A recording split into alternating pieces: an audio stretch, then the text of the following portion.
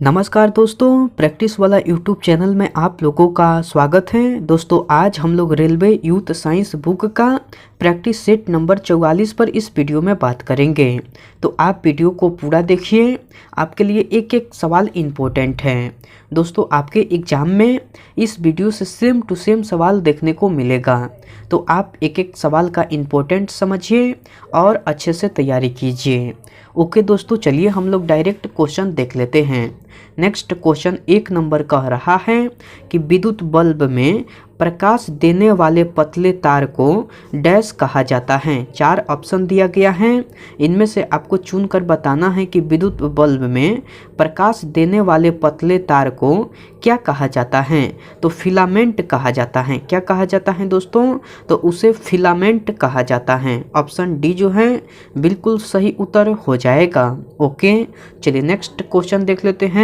Next question 2 number कह रहा है कि इलेक्ट्रिक बल्ब में भरने हेतु निम्नलिखित में से किस गैस का प्रयोग किया जाता है। 4 ऑप्शन दिया गया है, इनमें से आपको चुनकर बताना है कि इलेक्ट्रिक बल्ब में भरने हेतु निम्नलिखित में से किस गैस का प्रयोग किया जाता है। तो आर्गन और नाइट्रोजन गैस का प्रयोग किया जाता है। किस गैस का प्रयोग किया जाता है? तो आर्गन और नाइट्रोजन गैस का। ऑप्शन डी जो है बिल्कुल सही उत्तर हो जाएगा। ओके, चलिए नेक्स्ट क्वेश्चन देख लेते हैं।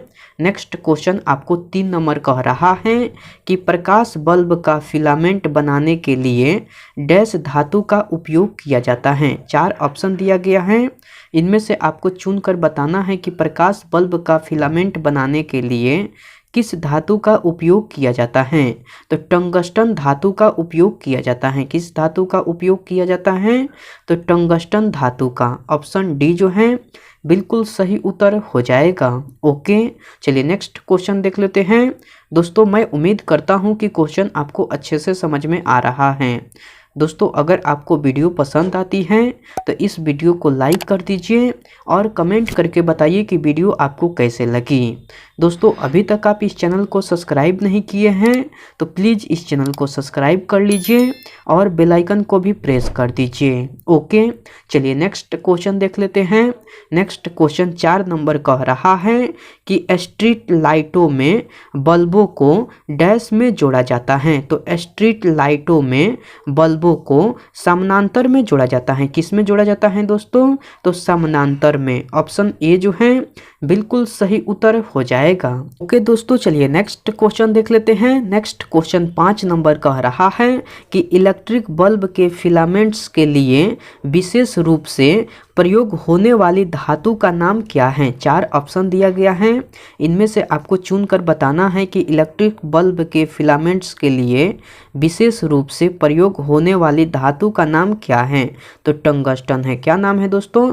तो टंगस्टन है। ऑप्शन ए जो है बिल्कुल सही उत्तर हो जाएगा। ओके, चलिए नेक्स्ट क्वेश्चन देख लेते हैं। नेक्स्ट क्वेश्चन आपको 6 नंबर कह रहा है कि विद्युत बल्ब का सूत्र यानी कि फिलामेंट आमतौर पर टंगस्टन का क्यों होता है? क्योंकि इसकी उच्च प्रतिरोधकता तथा उच्च गलनांक के कारण होता है। क्यों होता है दोस्तों? क्योंकि इसकी उच्च प्रतिरोधकता तथा उच्च गलनांक के कारण होता है। ऑप्शन बी जो है बिल्कुल सही उत्तर हो जाएगा। ओके, चलिए नेक्स्ट क्वेश्चन देख लेते हैं। नेक्स्ट क्वेश्चन आपको 7 नंबर कह रहा है कि डैश धातु का उपयोग इलेक्ट्रिक बल्ब के फिलामेंट बनाने के लिए किया जाता है। 4 ऑप्शन दिया गया है, इनमें से आपको चुनकर बताना है कि किस धातु का उपयोग इलेक्ट्रिक बल्ब के फिलामेंट बनाने के लिए किया जाता है। तो टंगस्टन धातु का उपयोग किया जाता है। किसका उपयोग किया जाता है? तो टंगस्टन धातु का। ऑप्शन सी जो है बिल्कुल सही उत्तर हो जाएगा। ओके, चलिए नेक्स्ट क्वेश्चन देख लेते हैं। नेक्स्ट क्वेश्चन आपको 8 नंबर कह रहा है कि डैश चालक के टर्मिनलों के बीच विभवांतर बनाए रखने में मददगार हैं।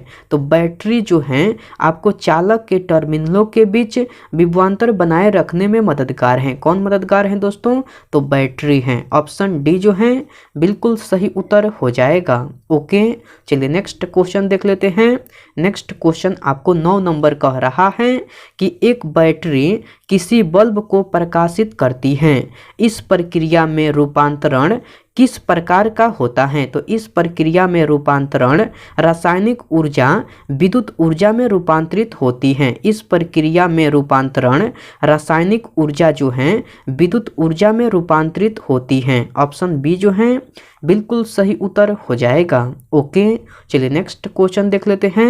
नेक्स्ट क्वेश्चन आपको 10 नंबर कह रहा है कि किसी दिए गए विद्युत परिपथ में धारा को बनाए रखने के लिए सेल को इसमें संग्रहित डैश ऊर्जा खर्च करनी होती है।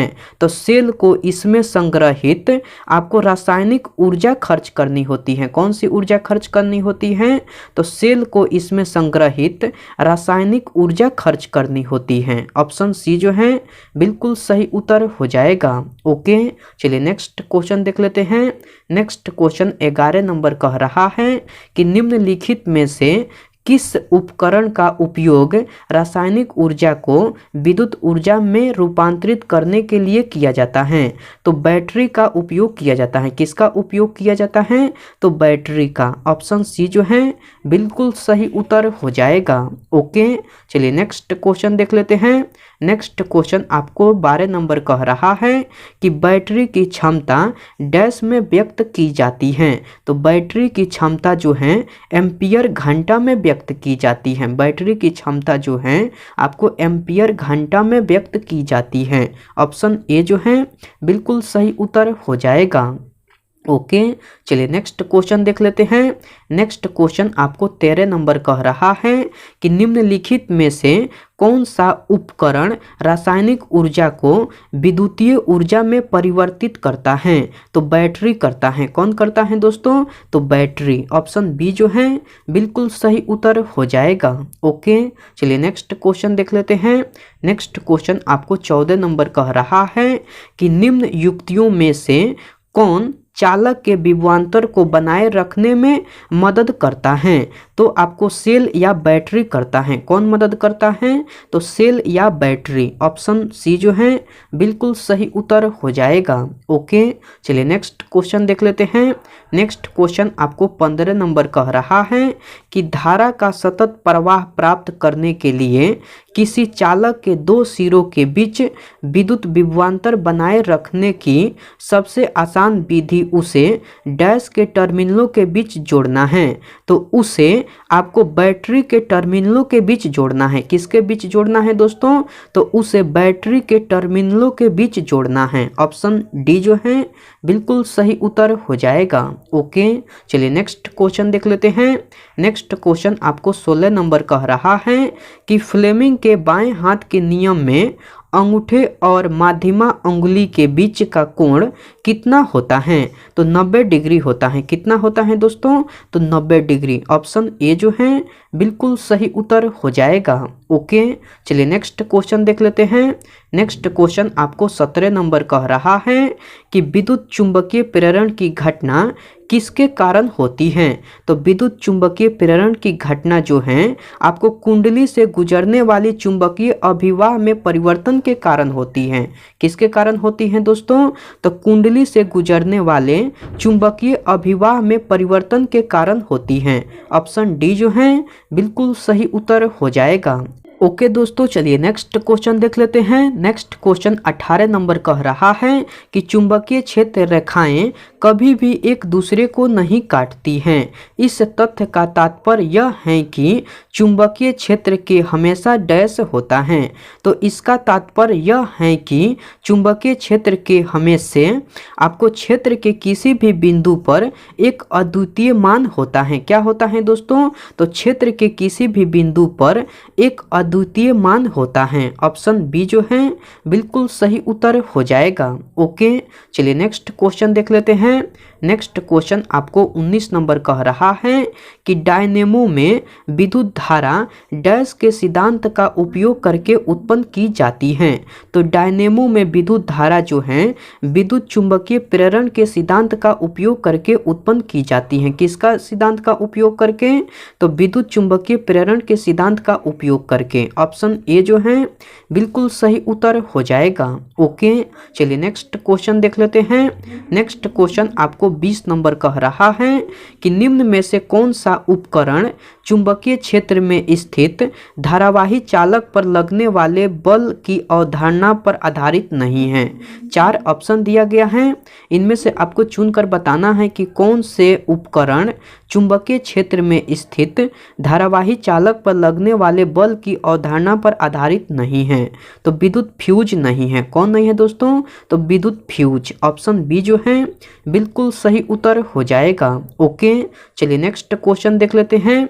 नेक्स्ट क्वेश्चन आपको 21 नंबर कह रहा है कि चुंबक के उत्तरी ध्रुव पर चुंबकीय क्षेत्र रेखाएं डैश होती हैं। तो चुंबक के उत्तरी ध्रुव पर चुंबकीय क्षेत्र रेखाएं जो हैं ध्रुव से निकलने वाली रेखाएं होती हैं। क्या होती हैं दोस्तों? तो ध्रुव से निकलने वाली रेखाएं होती हैं। ऑप्शन बी जो है बिल्कुल सही उत्तर हो जाएगा। ओके, चलिए नेक्स्ट क्वेश्चन देख लेते हैं। नेक्स्ट क्वेश्चन आपको 22 नंबर कह रहा है कि डैश को परिवर्तित करके विद्युत चुंबक की ध्रुवता उत्क्रमित की जा सकती है। तो धारा की दिशा को परिवर्तित करके विद्युत चुंबक की ध्रुवता उत्क्रमित की जा सकती है। किसको आपको परिवर्तित करके दोस्तों? तो धारा की दिशा को परिवर्तित करके विद्युत चुंबक की ध्रुवता उत्क्रमित की जा सकती है। तो ऑप्शन सी जो है बिल्कुल सही उत्तर हो जाएगा। ओके, चलिए नेक्स्ट क्वेश्चन देख लेते हैं। नेक्स्ट क्वेश्चन आपको 23 नंबर कह रहा है कि शरीर के अंदर उत्पन्न दुर्लभ चुंबकीय क्षेत्र का उपयोग करके शरीर के विभिन्न अंगों की छवियां प्राप्त करने की प्रक्रिया को डैश कहा जाता है। तो उस प्रक्रिया को MRI स्कैन कहा जाता है। उस प्रक्रिया को क्या कहा जाता है? तो उस प्रक्रिया को MRI स्कैन कहा जाता है। ऑप्शन बी जो है बिल्कुल सही उत्तर हो जाएगा। ओके दोस्तों, चलिए नेक्स्ट क्वेश्चन देख लेते हैं। नेक्स्ट क्वेश्चन 24 नंबर कह रहा है कि किसी चालक के चुंबकीय क्षेत्र के समानांतर दिशा में गति करने पर इसमें उत्पन्न प्रेरित EMF डैश होगा। तो इसमें प्रेरित EMF जो है आपको शून्य होगा। क्या होगा दोस्तों? तो शून्य होगा। ऑप्शन डी जो है बिल्कुल सही उत्तर हो जाएगा। ओके, चलिए नेक्स्ट क्वेश्चन देख लेते हैं। नेक्स्ट क्वेश्चन 25 नंबर कह रहा है कि किसी धारावाही चालक द्वारा उत्पन्न चुंबकीय क्षेत्र डैश होते हैं। तो आपको सकेंद्रित वृत्त होते हैं। कैसे होते हैं दोस्तों? तो सकेंद्रित वृत्त होते हैं। ऑप्शन डी जो है बिल्कुल सही उत्तर हो जाएगा। ओके, आज का प्रैक्टिस सेट में इतना ही सवाल था। मैं उम्मीद करता हूं कि सारे सवाल आपको याद हो गया होगा। दोस्तों, अगर आपको सारे सवाल याद नहीं हुआ है तो इस वीडियो को फिर से देखिए। ओके, मैं आपसे नेक्स्ट वीडियो में मिलता हूं। तब तक के लिए टेक केयर दोस्तों एंड बाय।